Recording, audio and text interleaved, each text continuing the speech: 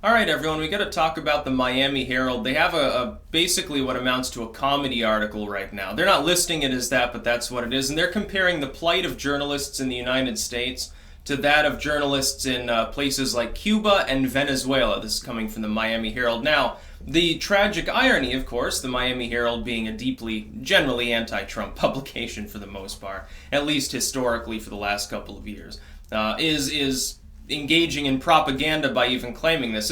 There's no hyperbole here, folks. It's very much the same. Trump insulting someone on Twitter is exactly the same as like the Castro brothers having someone castrated because they were critics of communism. It's very much the same as Maduro having someone abducted and thrown in a gulag for 6 months of beatings and re-education based on the fact that they don't like his socialism enough.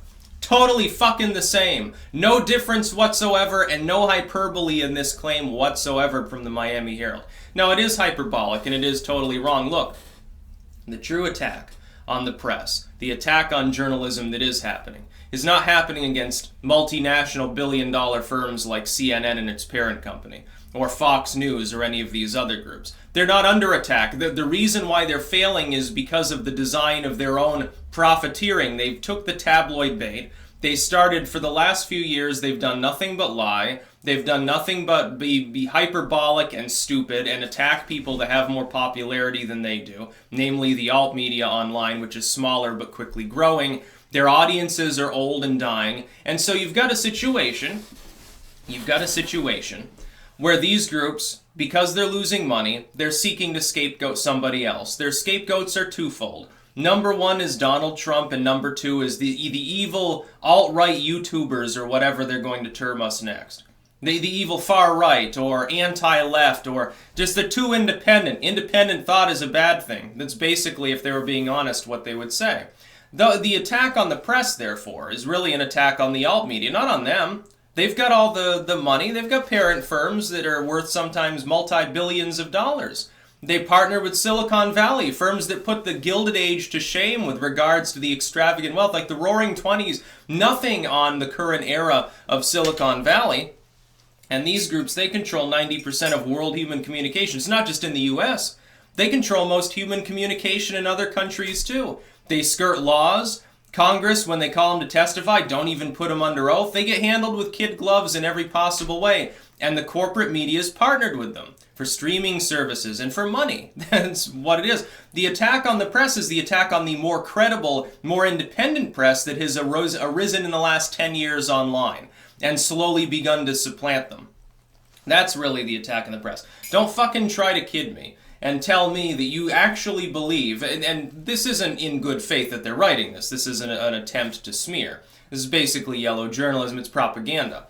You can't actually tell me that they're going to take their own claim seriously if they're saying having a tweet, a mean tweet towards them, or one of Trump's fans insulted them on Twitter or on their Facebook page or something, that's equivalent to having a lynch mob of socialist guerrilla men drag you into a black van in the middle of the night because you criticize Nicolas Maduro. Or you criticize Che Guevara, or you fucking threw a tomato at Karl Marx's statue. Very much similar. No hyperbole. Absolutely the same, they would say. No, it's not. It's not remotely the same. Look, you've got an attack on the press, though, by the very liberal government of the UK, with Tommy Robinson and some of these others over there. Or in Austria, where you're not even allowed to criticize religion anymore. Free speech is dying all over the world. It's not because of Trump. Trump is exercising his free speech. You think the fact that he's the president doesn't mean he can't insult somebody on Twitter? Who gives a fuck? Why do you care? Arguably, I'll tell you something, a secret here. Trump's the best thing that happened to these people. The fact that they can sensationalize and lie all day and still have people take them seriously, despite the fact that it's very transparent that they're telling lies, that's a godsend to them. That'll keep them alive for the next 2 to 6 years until they flatline when Trump leaves. Because then they're going to, whoever comes next, might be a Democrat, might be a Republican, they're probably not going to be a populist though. They're going to have a love fest with them, and it's going to be so fucking boring. And so once again, as before the Trump era, it's going to fall to people like me to report properly on the problems that are happening with whatever administration comes next. Again, Republican, Democrat, doesn't really make a difference. For the most part, they're the same thing. It probably won't be a Trump Republican, no matter how well he does, because of constant walls of propaganda trying to, in vain at this point, I think, slightly to suppress his popularity. Can you imagine, if Trump were in office and it were third-term Obama, and the economy started to soar, and there was peace looming in North Korea, and we were renegotiating trade deals and all of these other things, what do you think his popularity level would be? Do you think he'd be stalled at 44, 45%, or do you think he'd be somewhere in the 60s? I think he'd be approaching George Washington levels right now. It would be considered a very meaningful, very good presidency. The fact is, though, that the corporate media and some of the corporate political complex have decided to try to suppress Trump because they're afraid of him. They're afraid of his tax reform, they're afraid of his regulatory reform, and they're really afraid of him tearing up globalism. They're really afraid of him stalling out globalism and taking us back to a time in which we were a proper nation state, not beholden to other countries. We were the leader, we weren't a follower. That's what they're afraid of, because, they make money off globalism. They don't have any national loyalty to the United States.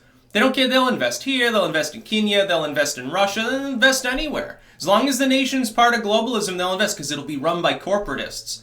Doesn't matter whether it's socialist in name or capitalist in name. It'll be run by the same cabal of people that will siphon their population, 90% of the wealth, like a bunch of leeches. That's what they've been doing. They've been growing steadily in power over time. The corporate media complex is part of them, and all the philanthropists and donors like Soros, they're part of the same scumbag ilk. That's really what it's about. Pointing this out used to be considered far left. If you talked like this 10 years ago, people assumed you were hippie-trippy. Now they say that you must be a Nazi or something. I mean, it's ridiculous. And the attacks on the press. No, the real free press is the press that's actually bothering to conduct journalism. No, Lauren Southern does real journalism. Molyneux does journalism. Crowder does journalism. Shapiro, in all honesty, to an extent at least, I don't like him, but he does journalism. Milo does journalism. People are doing things in the real world, or they're analyzing, and they're effective, and they're independent. They're not being controlled by a million different people. They're not being told what to do. That's why these cretins want Silicon Valley to tell us all what to do and deperson anyone who steps out of line, because it makes us easier to compete with. It's just about fucking money, dude. And when the Miami fucking Herald, who probably has a readership smaller than mine at this point, when they're getting to the point where they're saying, well, it's just like being in Cuba. Well, why don't you go fucking do some anti-communist journalism in Cuba or Venezuela, then get back to me and see if you get an angry tweet or an angry mob. Think there might be a little bit of a difference that you'd see after all. That's about all. Peace out.